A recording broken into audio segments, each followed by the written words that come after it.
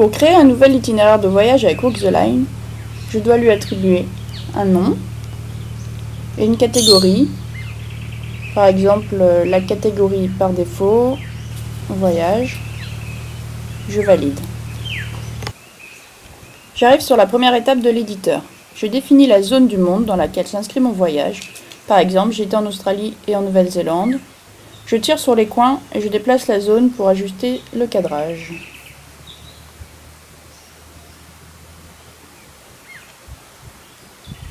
Voilà, je l'agrandis un petit peu. Sur la partie droite, j'ai un bloc d'aide qui s'adapte à l'étape en cours et à laquelle je peux me référer rapidement. Étape suivante. Je dispose de 5 outils pour tracer mon trajet. Le premier outil me permet de zoomer et de me déplacer dans la carte.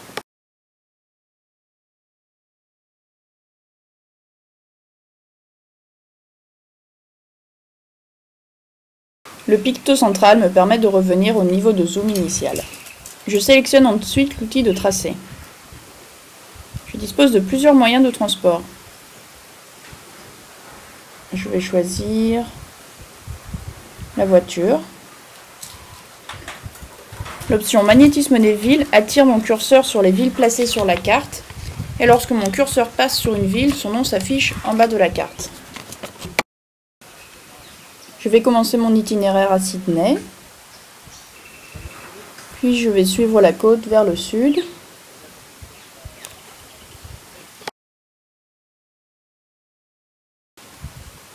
Je vais reprendre l'outil zoom pour me rapprocher un petit peu.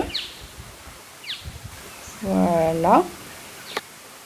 Je repasse à l'outil tracé et je reviens en arrière avec l'outil corriger pour redessiner mon trajet de manière plus précise en suivant bien la côte.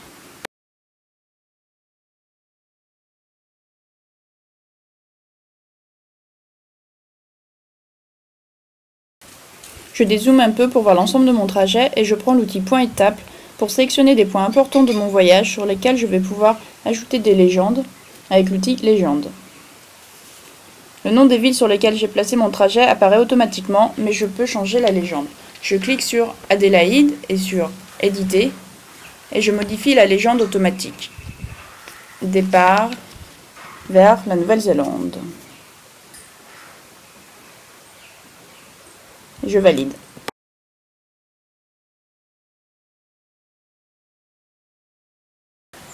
Je peux déplacer l'étiquette du nom horizontalement et verticalement si je trouve qu'elle est un peu proche d'une autre par exemple.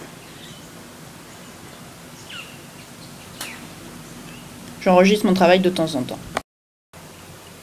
Je reprends l'outil zoom pour dézoomer complètement, puis à nouveau l'outil tracé pour poursuivre mon trajet.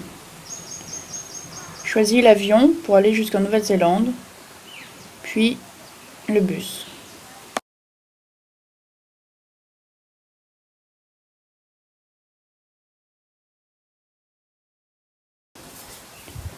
Je vais rezoomer un petit peu. Je reprends l'outil tracé et je continue ma route.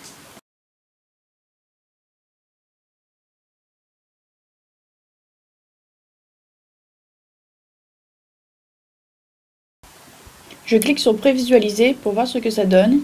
Une fenêtre avec un player s'ouvre et je peux visualiser l'animation de mon itinéraire. Je referme la fenêtre.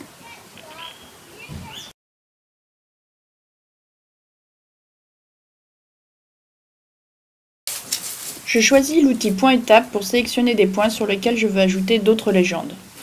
Je reprends l'outil légende et je modifie le nom. La fin de mon voyage. Je valide. Je peux ajouter jusqu'à 3 liens sur chaque point étape vers des photos, des vidéos ou des articles de blog. Là par exemple, j'ajoute un lien vers un album photo, puis un lien vers mon blog.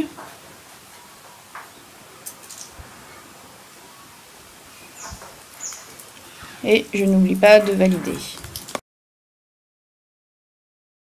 Je passe à l'étape suivante qui me permet de gérer les cadrages de l'animation finale. Je me déplace le long de la barre et visualise l'avancée de mon trajet. Je voudrais faire un premier zoom sur la partie sud de l'Australie. Je me place ici, sur la barre, et je clique sur « Ajouter un point ». Je définis le cadrage de ce point en tirant sur les coins de la zone et en la déplaçant.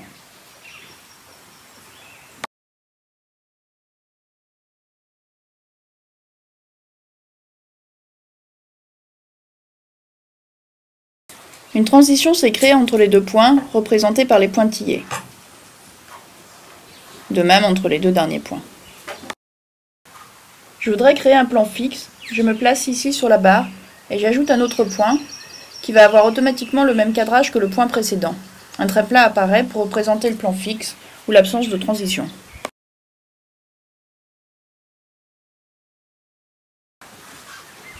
Je vais ajouter un nouveau point pour me déplacer sur la Nouvelle-Zélande.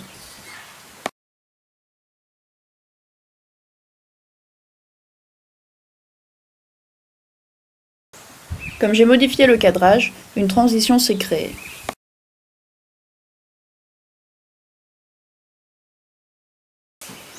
Je vais ajouter un autre point pour ajuster un petit peu. Alors ici je ne peux pas, je suis un peu trop proche du point. Là c'est bon. Je l'ajoute.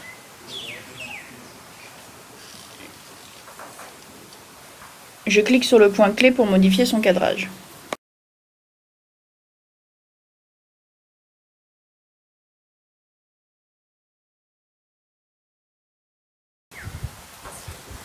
Je prévisualise.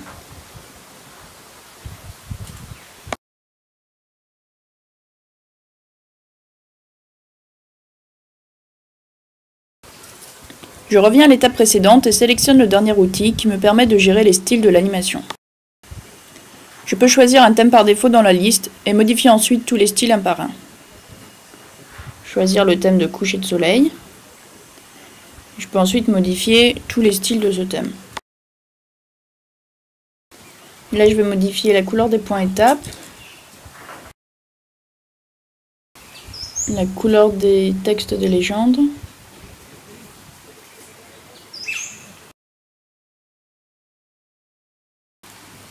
la couleur des villes de la carte, la couleur des terres. Donc là, j'ai le choix entre plusieurs gammes de couleurs. Je vais choisir celle-ci ou celle-ci.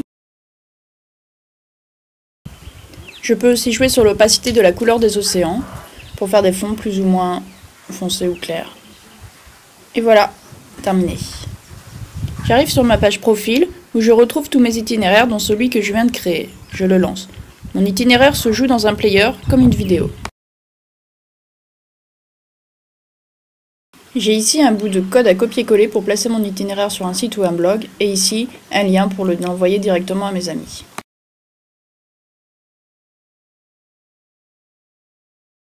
J'ai ici une petite bulle, au survol apparaissent des pictos. Si je clique dessus, ça m'ouvre une nouvelle fenêtre vers les liens que j'ai ajoutés, mon album photo ou mon blog. Je reviens sur ma page profil pour modifier mon itinéraire. Je prends l'outil légende pour ajuster un peu les étiquettes.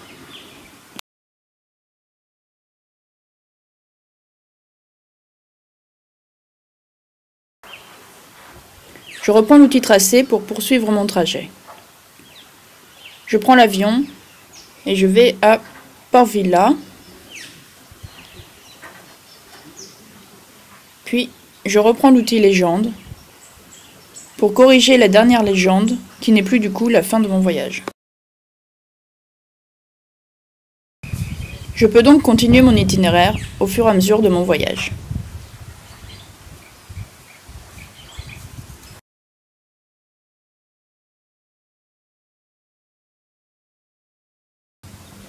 Et voilà, terminé.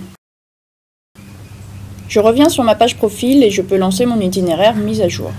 Si je l'ai déjà intégré sur mon blog, l'animation se met toute seule à jour.